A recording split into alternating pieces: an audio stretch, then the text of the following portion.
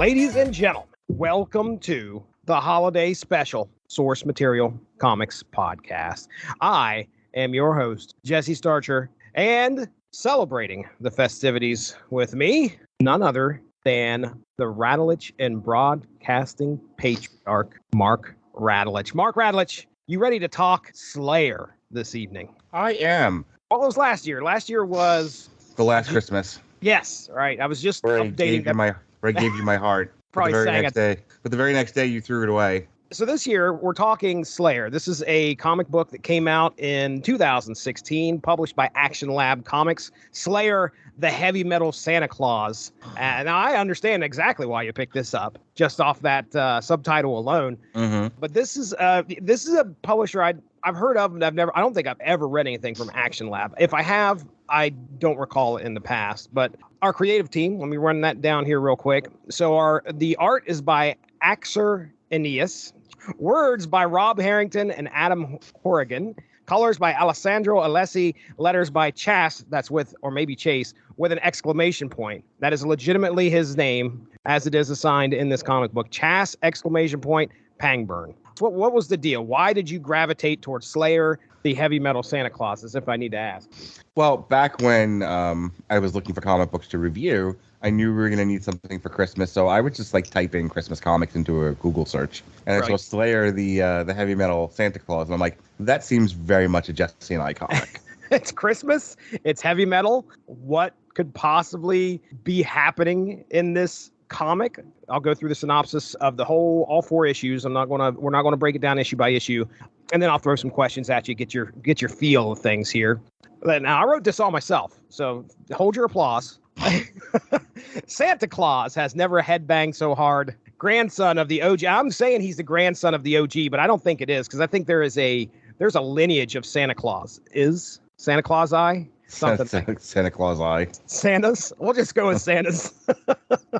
So there's this lineage of Santas in this world, and Sleigher just happens to be the new one. But his grandpa definitely reminds me of the OG that we're all used to. The big belly, rosy cheeks. But anyway, he's the grandson of Santa Claus that we probably all know and love. Sleigher has taken over the moniker of Saint Nick, but he's still a bad dude that fights evil, cruising around the world on his sentient chopper, Blitzkrieg, making time to get gifts to all the believers out there. However, an enemy of the past looks to unleash chaos upon the world just as Christmas approaches. Lepalooey, boy, I hope. Lepalooey seeks to free his wicked wife Grilla from Santa's sack dimension so that she may once again reap the souls of bad children. Not only that, Lepalooey sends the demonic snowman and his ice zombies to make trouble for Sleigher. Will Sleigher live to make things right for the world before Lepalooey's plan to rip the spirit of giving out of the hearts of humanity becomes a reality? Well, we've got 4 issues to find out. So there's your overall synopsis. Our main protagonist here is Sleigher. What's your thoughts of this guy? I was thinking about movies, and there's one coming up with David Harbour, Violent Night. Or by the time that this comes out, it will have already passed. But Violent Night, Bad Santa, that sort of thing. There's definitely a cottage industry of let's take the purity of Santa and dip it in vice. Oh yeah.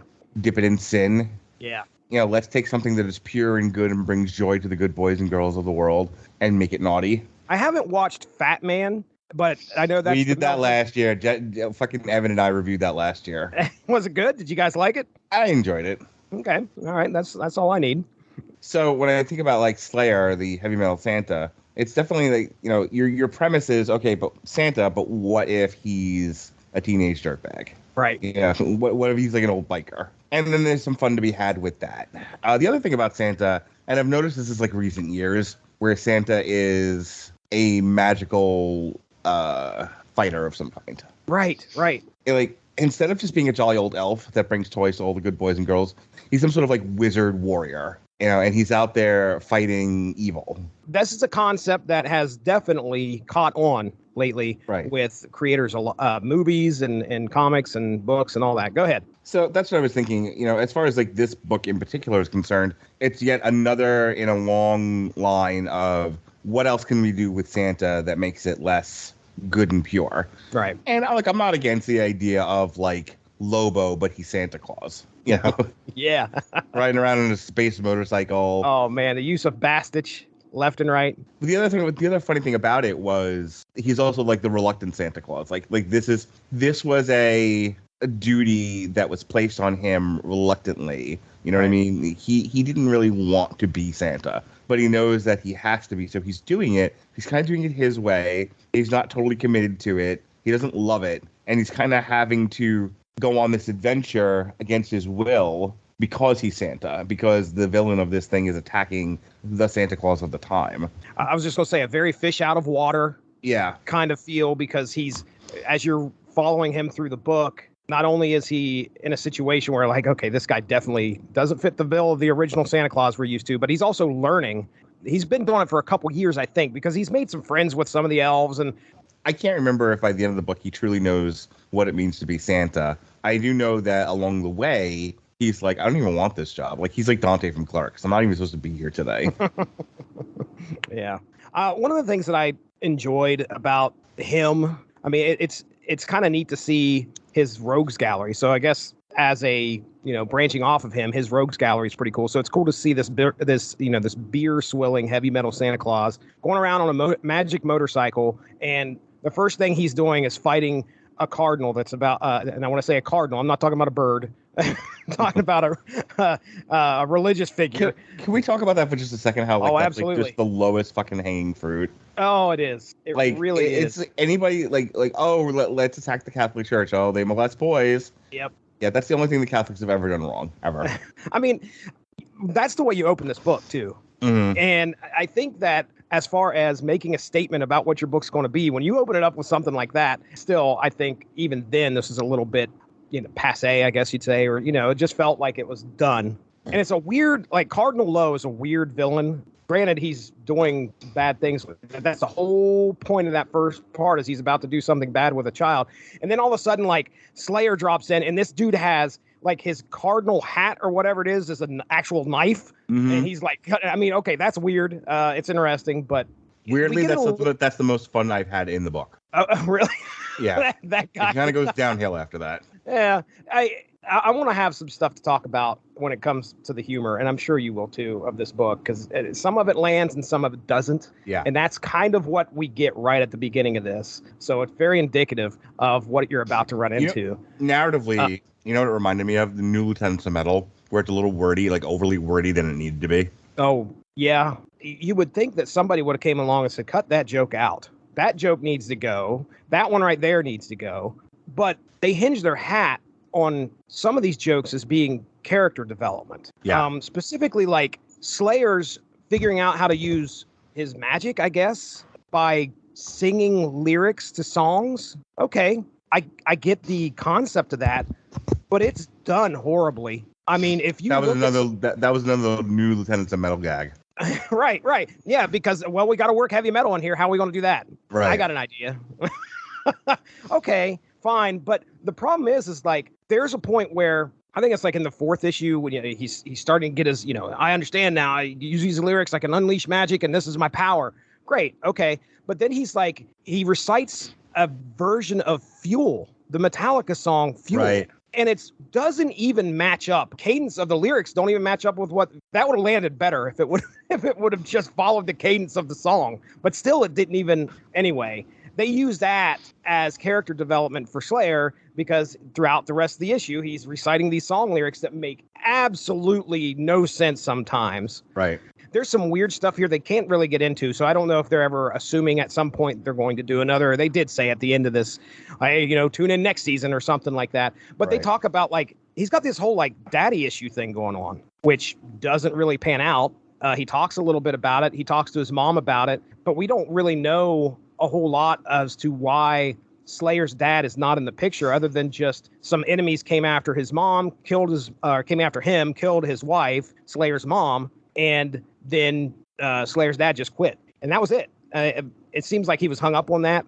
Maybe talking with his mom because there's a point where he gets knocked out or he goes into the sack dimension or something and he's talking to his mom. But anyway, he works through that. And then at that point, once he gets past that, he begins to get a little bit more powerful. Sleigher starts to understand what he's supposed to do. But again, he's got this weird little backstory that's going on. It doesn't seem to like really get fleshed out, but you only got 4 issues. I was thinking about like The Crown, and the queen takes over for the king, and it's way before she's ready for it. But the king is gone; he's abdicated his throne. Like there's no choice; she has to step into that role, and she has to kind of like learn quickly and do it her way. And he doesn't totally track, but there's definitely that sense of like, I don't really want to be Santa Claus, but I don't really have a choice. And it's almost like he has to mature into the role, and he's not quite there yet. Right. The other thing I kind of wanted to talk about here was the plot of this, the overall plot of this book.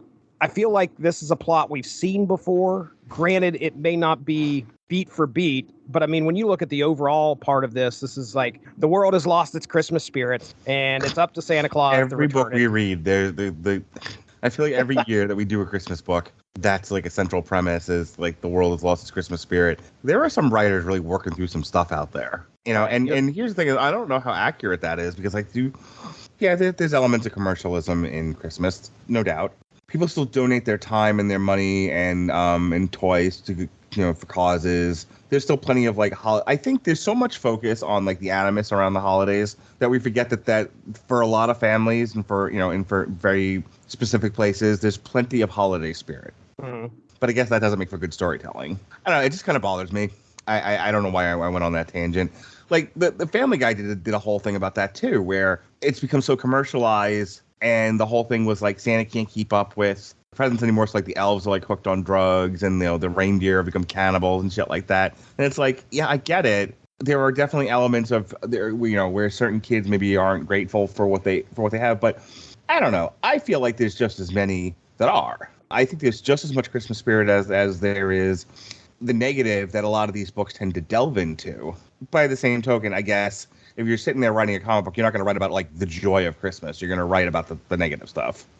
I identify and understand the argument of commercialism during a holiday that you're supposed to actually be present, and to use that word differently, but you're supposed to be present in. This is something where the holiday is supposed to be a time of actually being thankful for your friends and thankful for being able to spend time with your family. Giving presents is great, but the presence with a CE of your friends being there should be the thing that you should focus on. And a lot of that I feel is lost. Now, that is not a justification of what we get in here, because I feel like that is kind of a plot that's really overused. And just like you said, everything we read seems to revolve around this. I think it's also down to each individual family.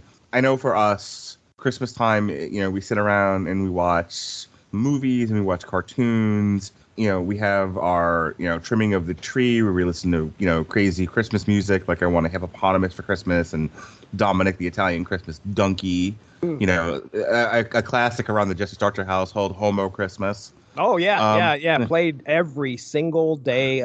That's actually the 12 days of Homo Christmas here. Yeah, right. Leading up to Christmas. I want to be your Christmas queer. I get it. Who doesn't? But I mean, I think you can almost insulate yourself from some of the nonsense out there. I mean, I will say this. My son and I did the alternative commentary for Paul Blart. Yeah. More Cop. And a big part of the movie is like, okay, it takes place on Black Friday. And Jonas is like, are we going to do Black Friday shopping? I'm like, we never do Black Friday shopping. We always go pick out our Christmas tree. We have lunch, and then we just kind of chill out at home. We don't engage in this ritual. But I know some people, like, that is what this time of year is all about. In a weird way, that's still part of, like, people's traditions and rituals, Yeah. It doesn't necessarily reek of, like, spiritualism. It speaks of, commercialism. But it's still something people do. It's like watching football. Right. Football isn't exactly a spiritual experience, but it's something people do on the holidays. I'm sitting there at work. This was a few years back when I was actually at work. And the girls were like, okay, we're getting together there, 6:00 in the morning. We're going to be at the Walmart. This is something that they were ready to go in there and experience this together. And that's something that they'll be able to talk about for years. You remember that year we went in there? And I don't want to yuck anybody's yum. That's something that you do with your family. Great. That's perfectly fine. But I have always thought to myself, I would love to have a Christmas where we didn't do presents at all. Yeah. The concept is to enjoy as much time with your family as you can and be thankful and grateful for that and enjoy their company instead of enjoying their presence. You TS. we started talking about Santa before, and both my kids are now at an age where they're like, yeah, a little suspect, a little sketch. A little sus. And we had to have a conversation. Like, my daughter, accepts the premise of Santa Claus like you would accept the premise of Jesus. You got to believe. It doesn't matter if it doesn't make any sense. It doesn't matter if this is for little kids. This is a part of our tradition. This is how we celebrate the holiday. We go along with it. My son, who's, a little bit more logical, is like, nah, this don't make a lick of sense. And he's like about ready to be done with it. And we have to remind him, like, no. We don't reject believing in Santa Claus just because it doesn't sound. And again, that's why I always attribute it to Jesus Christ. Like, you accept the Jesus mythology as part of your faith, no matter how ridiculous it sounds. Mm-hmm. You accept Santa Claus for that same reason. So, like, we go through, like, we still put out, carrots and celery for the reindeer. But it's one of those things, just going back to the beginning of this conversation, it's like, it's one of those things that we do because it's a part of the holiday. It's a part of being a family. It's a part of the traditions that we hold dear. It's more than just about presents. And so I go all the way back to this comic book. I feel like some of the writers are in comic book, the comic book field, a little too cynical, a little wanting to take the piss out of things. Sure. A little too angry, and they're not particularly reflective of the good things in their own lives. And so they're kind of just like lashing out at everyone else. And while I thought the story was mildly amusing, this also still feels like lashing out to me. So I think we've covered this. I want to talk real quick about my favorite parts of the book, and I don't know if you have any favorite parts of the book as well, but I'll just throw these out here. Okay, the good. I did like the art style. What do you think of the art style of this? Do you think it fit? Yeah, I mean, it's not. I don't think it's like the most high-end comic book art that I've seen, but it's fine. Considering it's almost like a parody book, it works. Okay, we already talked about the story. I mean, I did put in here that I thought the story, it's a typical Santa saves the day type of Christmas story. The heavy metal bent's kind of neat. I think that there's something there. The execution, though, might be a little tough to justify. Now, the humor in this, I have this listed under the good and the bad for me. Like, there is a mixed bag of humor. The jokes definitely don't land sometimes. I'll give you a specific example of how one joke in this book lands in both columns of the good and the bad. All right. Okay. Here we go. So the demonic snowman, right? This dude just, simple-minded giant coming in there, giving all sorts of hell to Sleigher. And Sleigher is like trying to fight this thing off. And he comes up with this great idea. I've got an idea. Let's reach into the sack. I think it's the sack dimension. He reaches into, I think it's the sack. He reaches in, grabs this fire axe, and promptly launches himself into the giant's mouth and comes directly out its ass. He says, "Looks like you needed some roughage."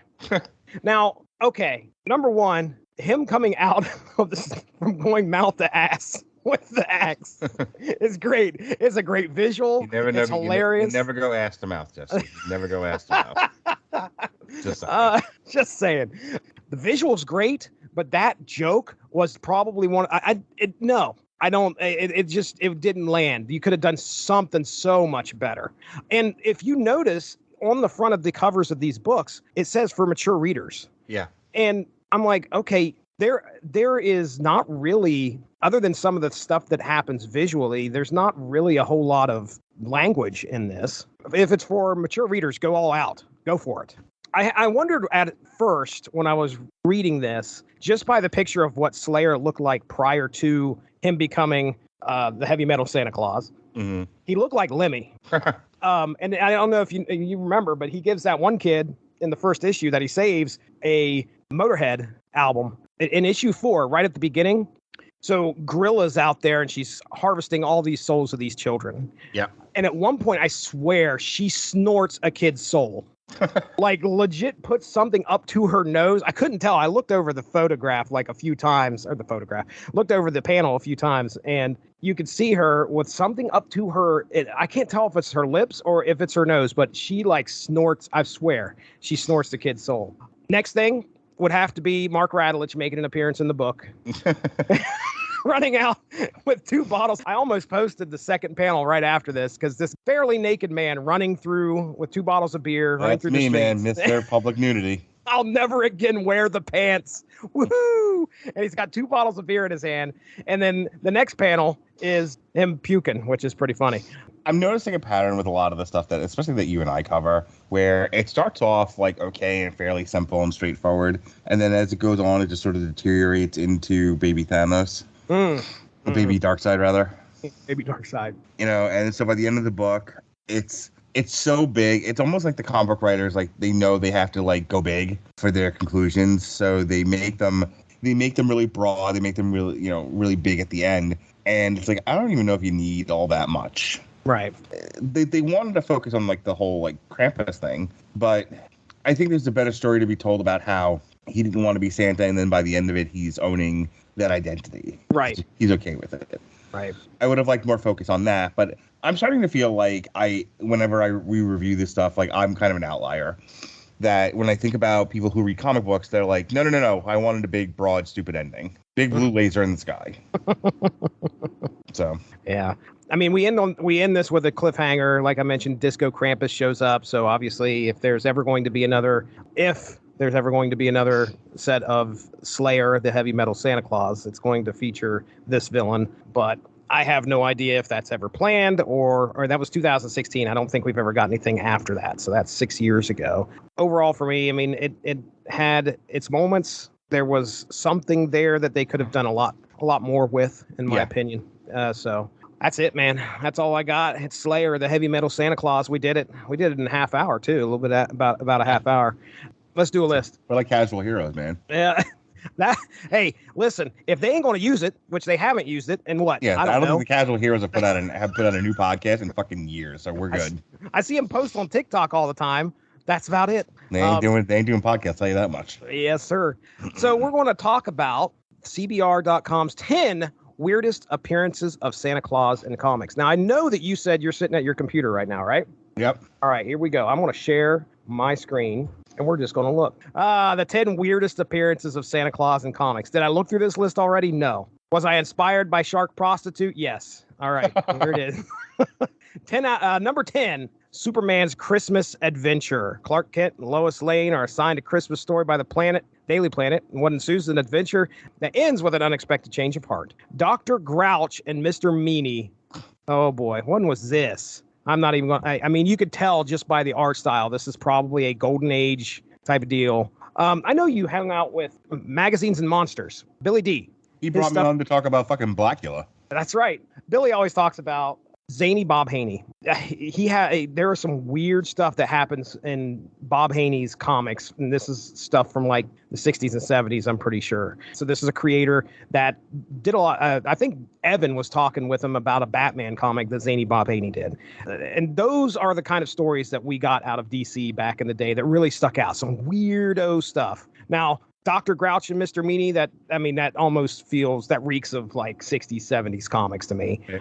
But anyway, all right, number 9, moving on. The Marvel Holiday Special from 2005. Okay. Marvel's 2005 Holiday Special features an odd story titled, Yes, Virginia, There is a Santron. Okay. The premise revolves around a robotic Santa created by Virgie Hanlon. You know that guy, right? That is set loose and immediately becomes the antagonist. Virgie's creation comes about thanks to the utter disappointment she felt when she learned that Santa Claus wasn't real. That's sad. All right. Number 8 out of 10. Justice League of America 110. Look at that. Who murdered Santa Claus? That dead Santa Claus right on the front cover as the Justice League sit around trying to figure out, is there a dead reindeer? That's a sack. Okay. Not his actual sack, but his sack right there on the side. I'm just leaving it at that. My goodness. Dead Santa Claus, 1973. You might recognize that cover. Well, yeah, actually I do. Hulk versus Santa. You ever, and from Incredible Hulk number 378? I vaguely remember this from that run. That's Gray Hulk. I can't tell who the artist is. I want to say that's a Dale Keown piece right there. The infamous Marvel villain Rhino decides to steal a Santa Claus costume and interact with children at a mall. What could possibly go wrong? Well, one of the kids realizes that something is off about Santa and mentions it to his father. Bruce Banner overhears this claim and sneaks away to the bathroom to transform. They trade blows all over the shopping center until they Only in comics would Santa, strength for strength, be able to go toe to toe with the Hulk. Right. You can see that's Gray Hulk. They trade blows all over the shopping center until they encounter a sad little girl who's terrified by their fighting. All right. JLA number 60. Wow. Okay, so I can't tell if that's I don't know who that dude is that's got Santa Claus by the jaw. If a stubborn child refuses to adhere to their bedtime, try telling them an innovative story about Santa Claus joining the Justice League. This is the approach that Plastic Man committed to in Merry Christmas Justice League. Now die. All right. Number 5. Oh, I have this comic. I can't remember what in the world happens in it. That is definitely some McFarlane right there on the front cover. Yeah, it is. Peter Parker and Mary Jane, Amazing Spider-Man number 314. Peter Parker and Mary Jane are evicted from their condo, and they are, for all intents and purposes, homeless. They stumble upon a purse-snatching incident near Central Park, and Peter changes into a Spidey gear, chasing the mugger and returning the woman's valuables. At the same time, trouble is brewing. The story peaks when Clark and his men take a store Santa hostage so they can escape from an armored car full of money. Spider-Man leaps into action, rounding up most of the men until Clark threatens to shoot him. Santa sneaks up behind with the criminal and whacks him on the bag with a... whacks him on the head with a bag of money, not on the bag. Don't whack him on the bag. Effectively saving the day. All right, number 4. JSA number 55. Hawkman, Green Lantern, and the Flash and Wildcat head to New Hampshire to complete a mission. On the way there, they come upon a Santa Claus helping a family whose car had broken down. As a result, he was running late to his shift at a department store. Santa eventually arrives at the mall where a group of thugs cause a disturbance, and the superheroes eventually arrive to handle it. In the midst of the madness, it's revealed that Santa is actually the original Red Tornado. Mahunkle, Mark Radulich. What do you think of that? It sounds like Samoan or some shit. The bloodline. The bloodline, there we go. Roman Reigns oozes in Mahunkle. Oh, man. All right, number 3, Sensational She-Hulk. Boo, Sensational She-Hulk. Why does it have to be a She-Hulk? There's already a He-Hulk. He's here to help She-Hulk convict the most maniacal serial killer in New York City. I like the fact that you're not even addressing what I just said. What did you say? Why is there a She-Hulk? Why is there a She-Hulk where we already have a He-Hulk? The He-Hulk. I watched that show. It's good. Yep. You watched that show? You didn't immediately, your body didn't immediately produce a vagina? You didn't get erectile dysfunction? Let me check. You didn't give you erectile dysfunction? No, I hear that it did that, though, to some people. So did you watch fucking Jeff's review of Black Panther last night? No. He's freaking out about that, too. About Black Panther? Like, what happened there? Did people they all get fucking hate that? Everybody fucking hates Ironheart. That's why. Oh. Because there's already an Iron Man. Why do we need Black Girl Iron Man? That's why. Oh, come on. We cannot get fucking past this. We, as a culture, cannot get past gender and race swapping for any character. That is... What's weird? Here's the thing. What's weird is that you had Iron Man, but you also had War Machine, right? Which was essentially race swapped Iron Man, right? And I don't think anybody was protesting back then. No. So then you're like, okay, well, how about a Black Girl Iron person? Like somehow that's crossing a line. No, she's missing something there. What is it? It's penis. That's correct. When Mark, it was me and Mark. Me and you covered a She-Hulk issue. It was me and Evan. That would be the Evan Bevins. Evan Bevan. The Evan Bevins. The Evan Bevins. Some language, Evan Bevins. That's right. He walks with Jesus. Evan Bevins. We covered Steve Gerber written She-Hulk series from the 90s. It is probably top 5 some of the funniest shit I've read. So, when you have a character like She-Hulk, if you get a good writer to tell a good story, you're going to enjoy it. If you can who historically has been a very serious character. Yeah, who was in some of the most serious storylines in the history of the Marvel comic books. Exactly. Yeah. Exactly. And some of the stuff that she gets criticized for is when she does become serious. That's what's funny. There was a recently a Savage She-Hulk comic that I don't think did well because this isn't really She-Hulk. Right. Except so all right, well, we'll do a show that's the tenor of the comic book. Fuck this show. It gives me erectile dysfunction. The Lobo Paramilitary Christmas Special. You can go back in the archives and hear that. And it is a great book, actually. I remember Santa is face down, ass up. It's a great.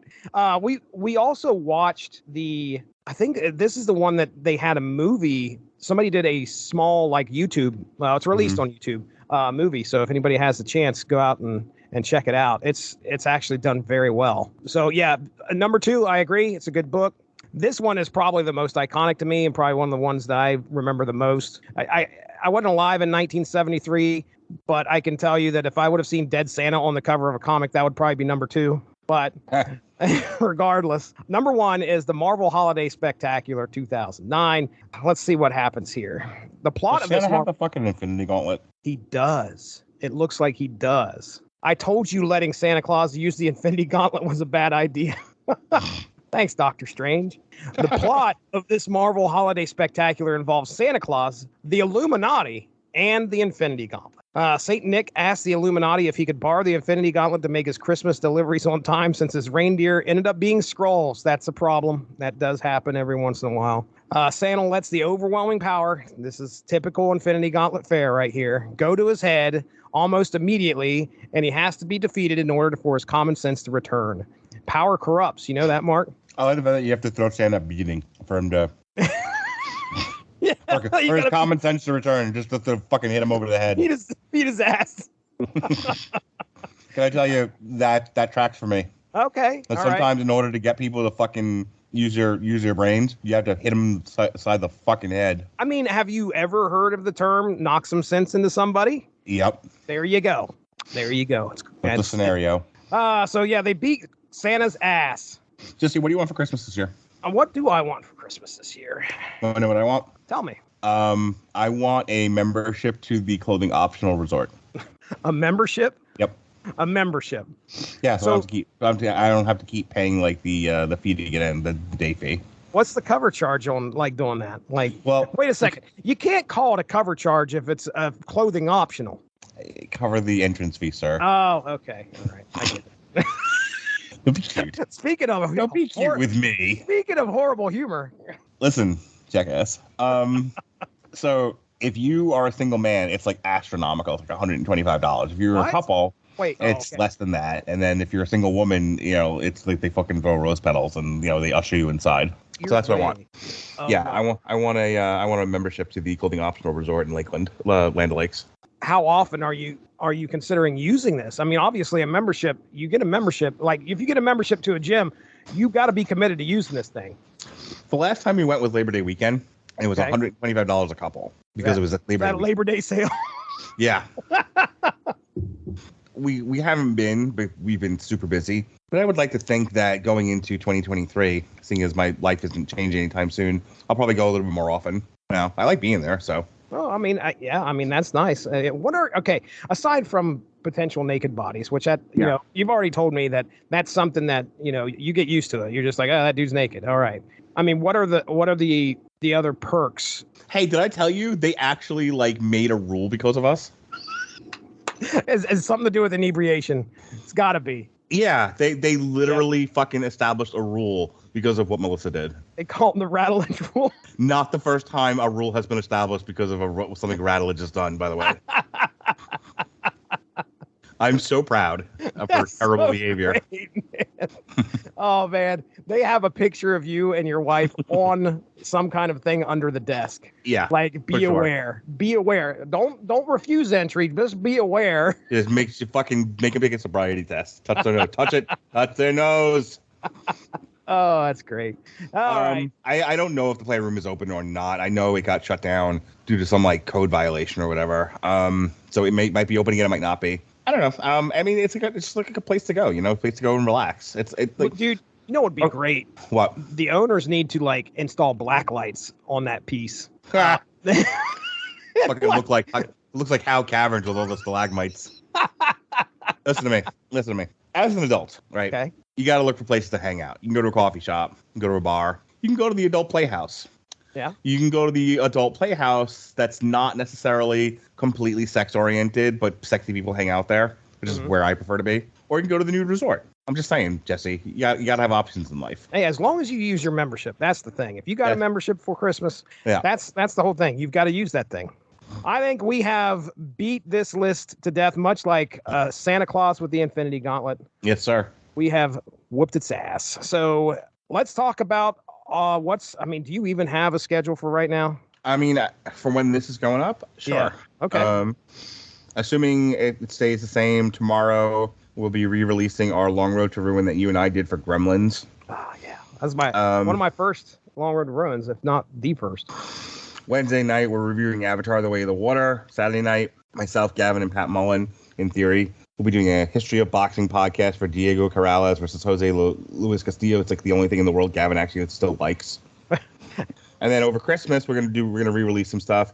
We got the Three Flavors Cornetto trilogy on Christmas Eve. And then remember, Jesse, when we miss you a Metal Christmas? Oh, I do. Doom? I do. Speaking of that, we were just talking about that. Okay. I'm going to re-release that on Christmas Day. So that's what's going on the next couple of days. Well, hey, I don't have any idea what's going on other than this show being released right around Christmas time. I'm sure that... You have a Stan Lee tribute coming out. Stan Lee. And actually... we are recording that tomorrow. Evan and I are getting together and we're focusing on 3 issues that Stan Lee wrote. We're also covering our personal top 5, because I don't want to speak for anybody else, but our personal top 5 Stan Lee cameos. So if you had your favorite Stan Lee cameo, could you come up with it off the top of your head? I like the one in the Hulk where he gets some gamma poisoning from drinking a soda. Oh, that's a good one. I just watched Mallrats recently. There you go. That's he seems to be obsessed with superheroes' genitalia. It's going to be line. Yep. I got a third one. Okay, all right. Big Bang Theory. You fanboys always coming up to my house. Never. I've never watched The Big Bang Theory, so I did not know. I'm going to have to do some research before tomorrow ends and come up with some. So. All right. Yeah. Well, then you're just going to have to wait, Mark, to hear mine. I'm not going to spoil it for you. Okay. Evan Bevins and I are going to do our top 5. Some language, Evan Bevins. I hope he cusses the whole time. That would be great. Evan just comes up on the podcast. I'd like to first say, fuck this shit. I'm turning over a new leaf at the end of the year, at the beginning of the next one. I am now all language, Evan Bevins. It's good stuff. Anyway, check that out. Stan Lee, we're paying tribute. The man was been 100 years old, I believe. And I think we're tying that in with the Superblog team up. So might as well throw a plug out there for them too. Ladies and gentlemen, happy holidays. That's Mark Radulich over there. I don't know if he has pants on or not. It's clothing optional here at the Source Material Podcast. I'm definitely not wearing underwear. I am wearing shorts though. Okay. That's great. That's Commando Mark Radulich. Goddamn right. Woohoo! He doesn't have to wear the pants no more. I'm Jesse Starcher. We're out of here. Thank you very much for joining us. Have a great Christmas. Bye-bye. Thanks for joining us. All of this would not be possible without W2Mnet.com, so make sure to seek them out for more podcasts. If you enjoyed what you heard today, please feel free to share, and we look forward to entertaining you again soon.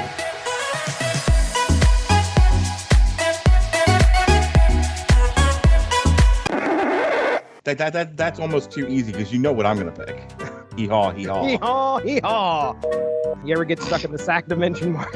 I am always stuck in the sack dimension. It's rather large and spacious. The dude that plays Machete from Reindeer Games, and this is an obscure reference to Reindeer Games, but he's looking through the paper. It says here the retail industry does 50% of its business between December 1st and December 25th. That's half a year's business in 1 month's time. That seems to me an intelligent country would legislate a second such gift-giving holiday. Create, say, a Christmas 2, late May, early June, to further stimulate growth. Ever since you've been going to night school, you've been giving me headaches, Jumpy. Christmas 2.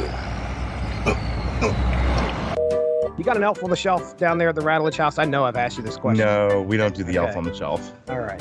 Just curious. Though I've seen a lot of TikTok lately where it's like, you've heard of elf on the shelf? How about unstable on a table? Okay, this is getting cut out, but Colton's like, Dad, what was the elf's name from last year? And I'm like, fuck, I don't know. I can't remember. I'm sitting there like, this is something Mindy takes care of. Can you do a supercut later of all the times you say Sacker on this podcast? You leave it at that so you don't get in trouble, or she doesn't poison you later, okay? That's the key. Don't get poisoned. Okay, got it. God damn it, Ziggy, get your dick off my screen. Oh, the monsters I almost said monsters and magnets. Because I am an ally of the black community. I am transracial. Okay. It's cat. Meow. Flushing a penis. It's cat. Meow. Flushing a penis. It was probably legitimately close to, I don't know how many more qualifiers I can put in front of this. You shove your Captain Marvel in people's faces? Oh, all the time. All the time. Suck my Captain Marvel. I could do podcasting for at least 10 years and never learn how to speak correctly. You know what I'd like? To get through a podcast and having to think about what I'm doing with my day. I don't know how many podcasts we have done where your penis has come up. This year. Matter of fact, I'm adding it to the spreadsheet soon. Mark's dick. Yes. No. Yep. No. Yes. No.